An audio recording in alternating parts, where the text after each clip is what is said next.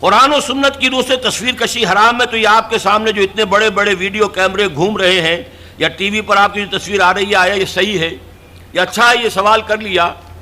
دیکھیے، کتاب و سنت کی روح سے جو چیز حرام ہے وہ ہاتھ سے تصویر بنانا ہے۔ کیمرہ تھا ہی نہیں، حضور کے زمانے میں ہاتھ سے تصویر بنتی تھی۔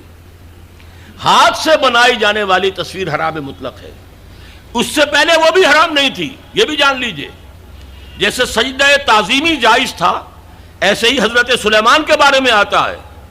تماثیل، یہ بڑی بڑے تماثیل بناتے تھے لوگ، جنات جو تھے ان کے لیے، لیکن شریعت محمدی میں ہاتھ سے تصویر بنانا، جاندار کی نقشہ ہے آپ کھینچ رہے ہیں، کوئی فطری لینڈسکیپ ہے، کوئی حرج نہیں، جاندار کی تصویر بنانا حرام مطلق ہے۔ لیکن جب کیمرے کی ایجاد ہوئی تو اب یہ مسئلہ اجتہادی ہو گیا کہ آیا وہی حکم اس پر بھی ہوگا کہ نہیں ہوگا۔ عالم عرب کے علماء جو ہیں چوٹی کے، وہ اس کے قائل ہیں کہ اس پر اس حکم کا اطلاق نہیں ہوتا، ہاتھ سے بنانے والی تصویر پر ہوگا۔ البتہ انہوں نے کہا پسندیدہ یہ بھی نہیں ہے، ہاں تعلیم کے لیے اس کو استعمال کرنا جائز ہے۔ ہمارے ہاں کے علماء کی اکثریت اس کی قائل ہے کہ اس کے اوپر بھی وہی حکم ہوگا کہ یہ حرام ہے۔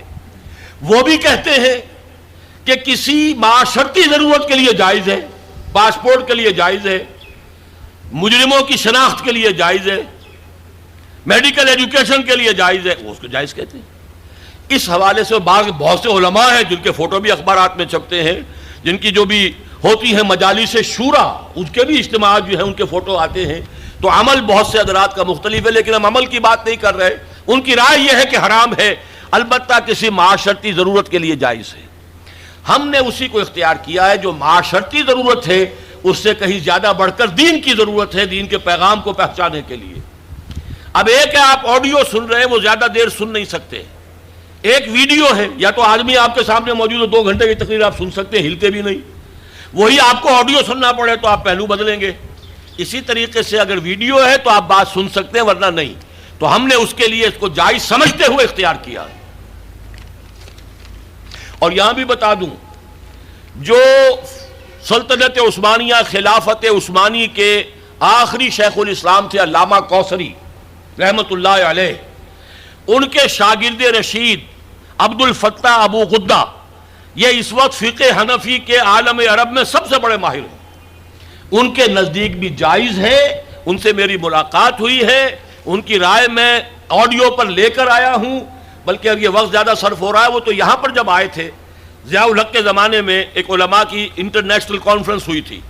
ایک تو علماء جو ہوتے تھے کنونشن اسلام آباد میں تو مقامی علماء کے ہوتے تھے، ایک انٹرنیشنل، اس میں وہ بھی آئے تھے۔ تو مولانا سید محمد یوسف بن نوری رحمت اللہ علیہ ان کے مقام و مرتبے سے واقف تھے، فقہ حنفی کے عالم عرب کے چوٹی کے جو ہیں وہ استاد ہیں۔ ملنے گئے ہوٹل میں، تو ظاہر بات ہے کہ جب وہ گئے تھے تو انہوں نے کہا میں بھی آؤں گا، آپ کیا یہ دعوت دے کر گئے کہ آئیے ہمارا دارالعلوم دیکھیے۔ وہ آئے، انہوں نے اپنے داماد کو مولانا محمد تحسین صاحب کو بھی بلا لیا، وہ ابھی زندہ ہیں، ان سے اس واقعے کی توثیق کرائی جا سکتی ہے۔ انہوں نے یہ واقعہ مجھے بتایا کہ جب وہ، میں بھی تھا وہاں بیٹھے انتظار کر رہے تھے، جب بتایا گیا کہ آ گئے ہیں علامہ کوثری صاحب، وہ علامہ عبد الفتاح ابو غدہ، تو ہم سب اٹھ کر باہر نکلے، دیکھا ان کے گردن میں کیمرہ لٹک رہا ہے۔ اب ہم بڑے پریشان، یہ کیا ہے؟ ہم تو سمجھتے ہیں حرام، اور یہاں پہ یہ کیمرہ لے کر عالم دین جو ہے اتنا بڑا مفتی آیا ہے۔ خیر خاموش رہے۔ اب جب جا کر کمرے میں بیٹھ گئے، انہوں نے کھولا، کیمرہ نکالا اور کہا سورہ اجتماعیہ، یعنی ایک جو ہے گروپ فوٹو میں لینا چاہتا ہوں، آپ لوگ ذرا ٹھیک ہو جائے، سیدھے ہو جائے، بیٹھ جائے، سورہ اجتماعیہ۔ اب مولانا بن نوری صاحب جو ہے خاموش نہیں رہ سکے، نہیں حرام، ہمارے نزدیک حرام، ہمارے نزدیک حرام۔ انہوں نے کیمرہ تو بند کیا، پوچھا دلیل کیا ہے حرمت کی؟ جو دلیل لائے انہوں نے کاٹ دی۔ آخر میں مولانا بن نوری کو یہ کہنا پڑا کہ ہاں حرام تو نہیں ہے، ہم اسے تقویٰ کے خلاف سمجھتے ہیں۔ آپ نے کہا ٹھیک ہے، یہ بات آپ کا موقع، آپ حرام کہتے ہیں، دلیل لانی پڑے گی۔ یہ واقعہ بھی میں نے آپ کو بتا دیا ہے کہ یہ ہے اصل موقع۔ بعض چیزیں ہمارے یہاں بس مشہور ہو گئی ہیں، اور بعض علماء یہاں تک کہ ہمارے اس وقت کے جو علماء ہیں وہاں طالبان کے، وہ بھی اسی طریقے کی عمل کر رہے ہیں۔ ٹی وی کو بری شے نہیں ہے، ٹی وی کے ذریعے سے آپ کیا پھیلا رہے ہیں۔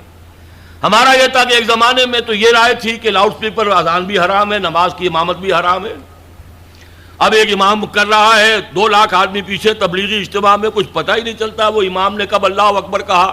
امام سجدے میں پڑا ہوا ہے، پوری جماعت کھڑی ہوئی ہے، امام کھڑا ہو گیا، پوری جماعت گری ہوئی ہے سجدے میں، یہ ناداں گر گئے سجدے میں جب وقت قیام آیا. یہ اللہ کے بندو، آخر وہاں بجلی بھی جلاتے ہو کہ نہیں جلاتے؟ وہاں پر جو ہے لالٹینیں جلایا کرو، پھر بجلی کا کیا تمہیں حق پہنچتا ہے؟ لیکن یہ چیزیں ہوتی ہیں، اس میں ضرورت ہے کہ اپنی نگاہ کو وسعت دی جائے.